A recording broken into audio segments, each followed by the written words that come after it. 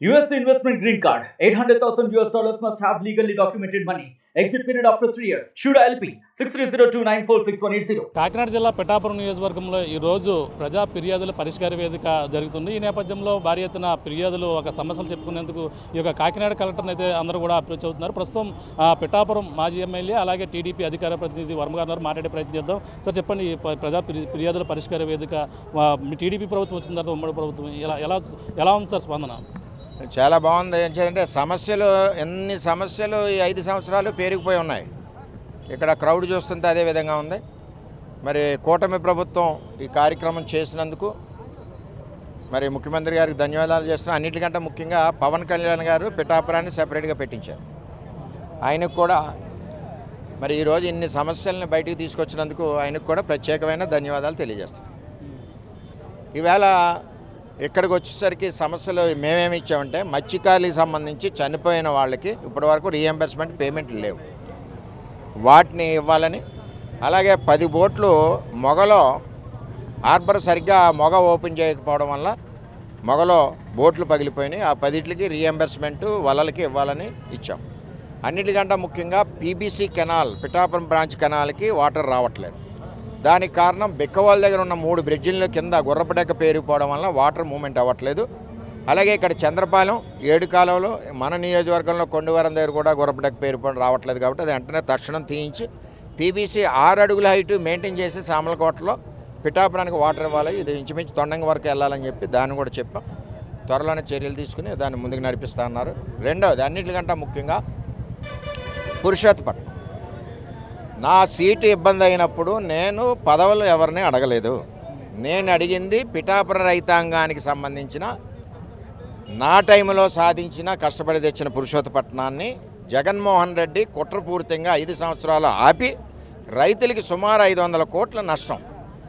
అటువంటి ప్రాజెక్ట్ని తిరిగి ప్రారంభించాలని నా సీటు సమయంలో చంద్రబాబు నాయుడు గారిని నేను కోరాను. నేను పదవులు కోరలేదు. అంటే ప్రధానంగా చూసుకుంటే పవన్ కళ్యాణ్ గెలిపించి మీకు ప్రథమ స్థానం కల్పిస్తాను, అలాగే ఎమ్మెల్సీ వస్తారని అన్నారు. ఇటీవల ఎమ్మెల్సీలో కూడా వస్తున్నారు. అది ఎలా చూడాలండి?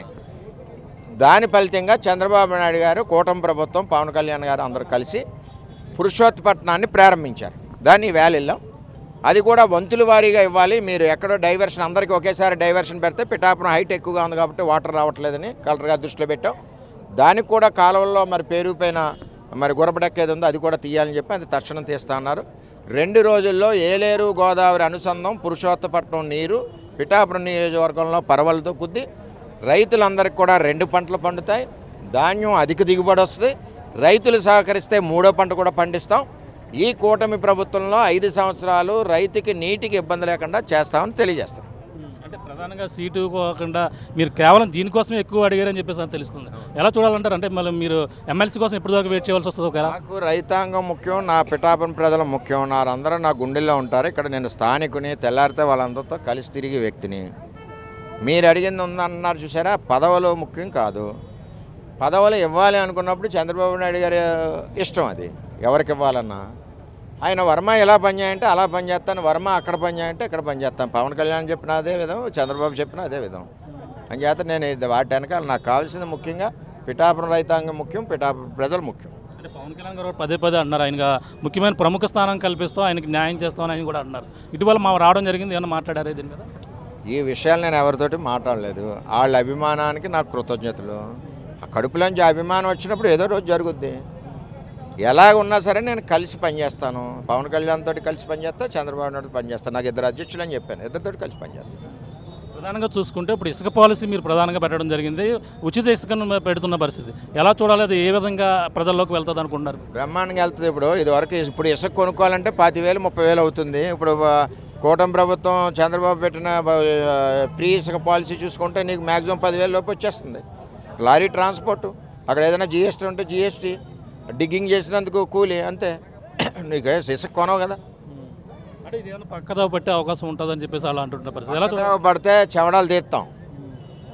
కూటమి ప్రభుత్వంలో ఎక్కడా కూడా పక్కదో పట్టిది ఉండదు, అన్యాయం జరిగేది ఉండదు.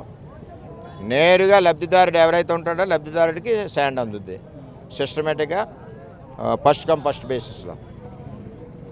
చూస్తున్నాం ఇది పరిస్థితి. ప్రధానంగా చూసుకుంటే ఏదైతే కూటమి ప్రభుత్వం వచ్చిన తర్వాత అధికారంలోకి వచ్చిన తర్వాత చూసుకుంటే ఇసుక పాలసీ అనేది ఎంతో ప్రధానంగా పెడుతున్నటువంటి పరిస్థితి. ఈ నేపథ్యంలో మనకి ప్రధానంగా ఇక్కడ అన్ని కూడా ప్రజా ఫిర్యాదుల పరిష్కార వేదిక అయితే అందరూ పాల్గొంటున్నారు. ఇందులో వాళ్ళ సమస్యను అయితే వినిపించుకున్నటువంటి పరిస్థితి ఉంది. అందులో ముఖ్యంగా ప్రజల రైతాంగం సమస్య ప్రధాన ఎజెండాగా మేమంతా కూడా పనిచేస్తున్నాం. అలాగే ముందుకు వెళ్తున్నాం కాబట్టి దానిపై కూడా చెప్పడం జరిగింది. ఇప్పుడంతా కూడా రైతులు పంట పండించే సీజన్ కాబట్టి రైతులు సకాలంలో నీరు అందించాలని కలెక్టర్ గారికి చెప్పేందుకు వినిపించేందుకు కూడా పిఠాపురం మాజీ ఎమ్మెల్యే వర్మ కూడా వెళ్ళి కలెక్టర్ గారు కూడా వినతి పత్రం కూడా అందించారు. అలా అంతేకాకుండా తన సీటుని ఎమ్మెల్సీ సీటు త్యాగం చేసి పవన్ గెలుపు కోసం కృషి చేసినటువంటి వర్మకైతే ఎమ్మెల్సీ ఇస్తున్నారు. కానీ ఇప్పుడు అది కూడా అడగలేదు. పురుషోత్తపట్నం ఎత్తిపోతల పథకం ఉంది, దానికి న్యాయం చేయాలని నేను అదే డిమాండ్గా అడిగాను.